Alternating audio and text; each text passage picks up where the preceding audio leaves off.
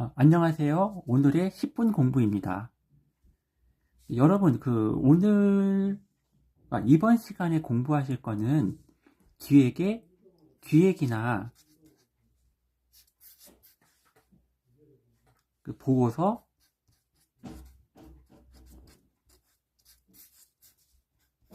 로직에 대해서, 여기에 대해서 여기에 대해서 말씀드릴까 합니다. 로직이라 하면은, 여러분들 혹시나 이거 읽어보셨는지 모르겠는데, 기획을 할 때는, 어떤 수많은 용어들이 많아요. 앞에서부터 뭘 맞춰라, 뒤에서부터 뭘 어떻게 해나가라 하는데,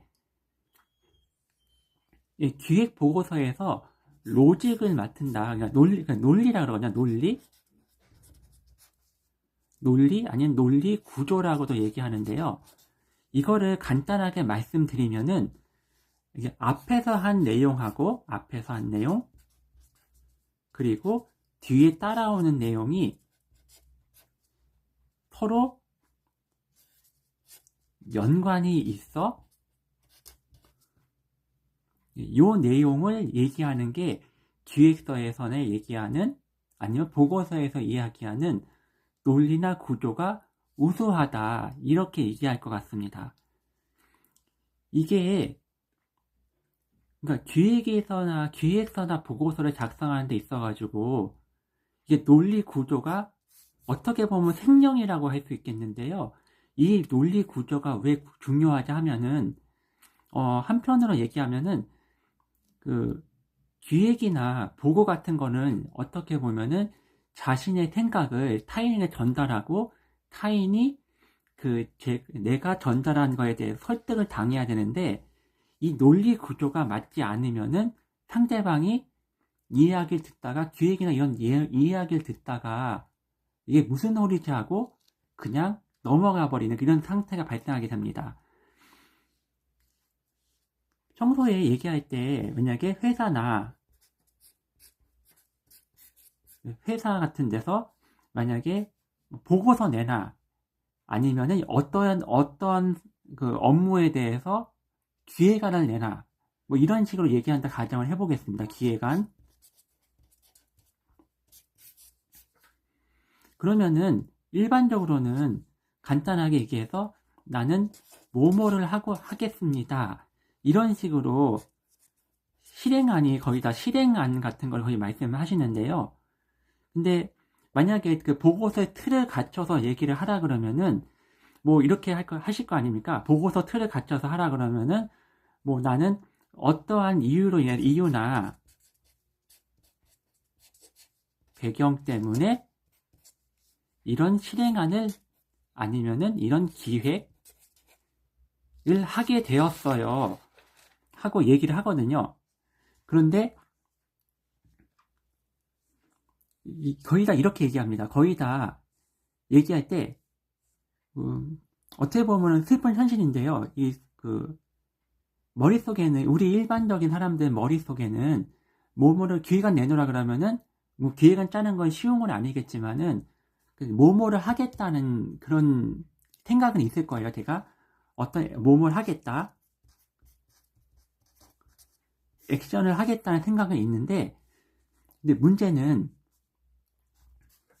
액션을 하기 위해서 어떤 근거가 필요할 거 아니야. 그 근거를 만들기 위해서는 소위 말해서 시장 분석,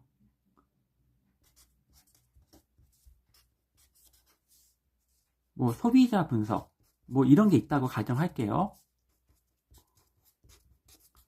이런 근거를 만들어야 되는데, 여기서 왜 논리가 중요할까? 그러면 시장 분석과 소비자 분석해가지고 어떤 분석에 대한 내용이 나왔는데, 컨텐츠를 해볼게요. 내용.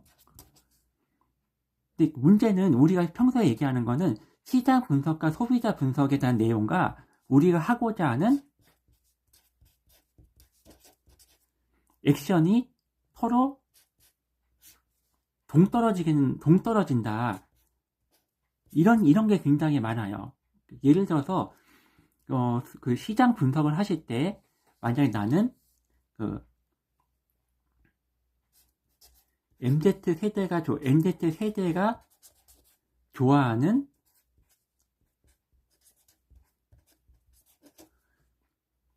환경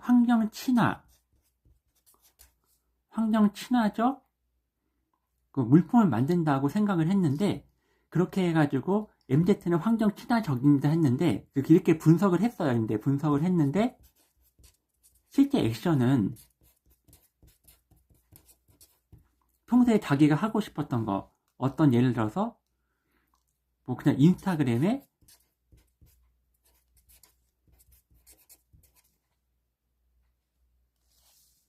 인플루언서를 사용하겠습니다.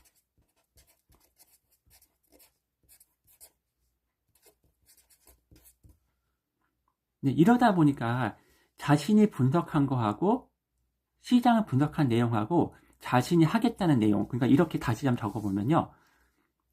분석, 실행, 이게 맞아떨어지지 않는 경우가 굉장히 많습니다. 그러니까 기획서에서 이게 거의 다 깨지는 게, 예를 들어서 뭐 실행 방안에, 그러니까 상사한테 만약 보고 들고 와서 깨지는 게 실행 방안이 미흡해서 깨지는 것도 있겠지만은, 우리가 만약에 시장 분석이나 환경 분석을 했는데 여기에 분석한 내용하고 실제 내가 하겠다는 그런 행동하고 괴리가 있기 때문에 보고서 품질이 이상해 거나 그냥 기획의 품질이 이상해. 그 논리가 우리가 똑같은 얘기인데요. 분석하고 액션하고의 내용이 서로의 연관성이 없기 때문에 너는 아무리 열심히 쓰고 막 화려하게 하고 내용이 심지어 충실하게 했음에도 불구하고 상대방은 보고서 품질, 기획 품질 이상해. 이렇게 얘기를 할 수밖에 없다는 겁니다. 그래서 로직이란 거는 다시 한번 정리하면요. 기획이나 아니면 보고서, 로직, 논리 구조를 맞춘다는 건요. 앞에서 내가 한 얘기, 앞에서 내가 A란 얘기를 했어요. 그러면은 뒤에서도 똑같이 이 A와 관련된 소문자 A로 써볼게요. 요런 내용들이, 비슷한 내용이, 유사한 내용,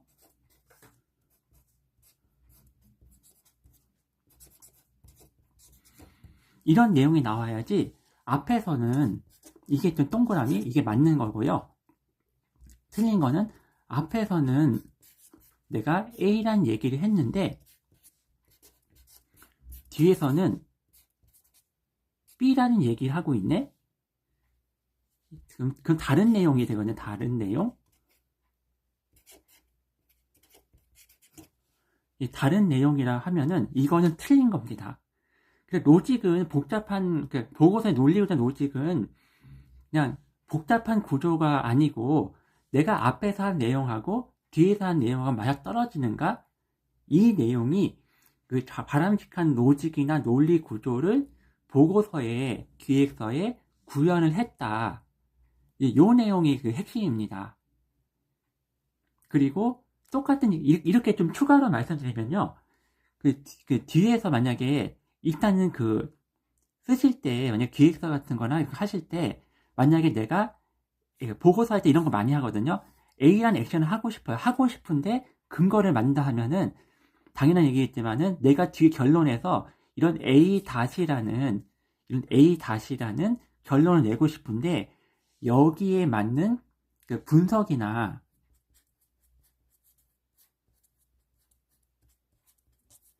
배경을 찾아가지고 뒤에 있는 내용, 행동 액션, 뒤에 있는 액션을 만약에 보완할 수 있는 근거를 만든다. 그렇게 하면 좀 우수한 보고서가 되는 것 같습니다.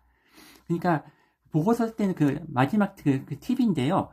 보고서 작성하실 때나 기획을 하실 때는 시장 분석에 대해서 FM대로 하면은 시장 분석을 해가지고 배경을 찾아가지고 거기서 인사이트 분석, 평소 FM 구조를 하면은 분석, 인사이트, 여기 인사이트 얻으면 실행 방안이 뭐가 나옵니다.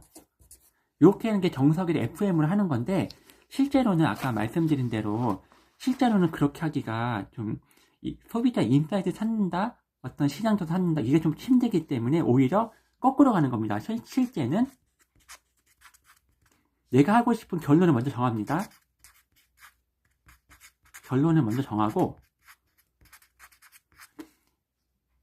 그리고 그러니까 결론은 내가 생각하는 인사이트는 결론을 만들고, 여기에 대한 인사이트를 미리 또 만들고, 역으로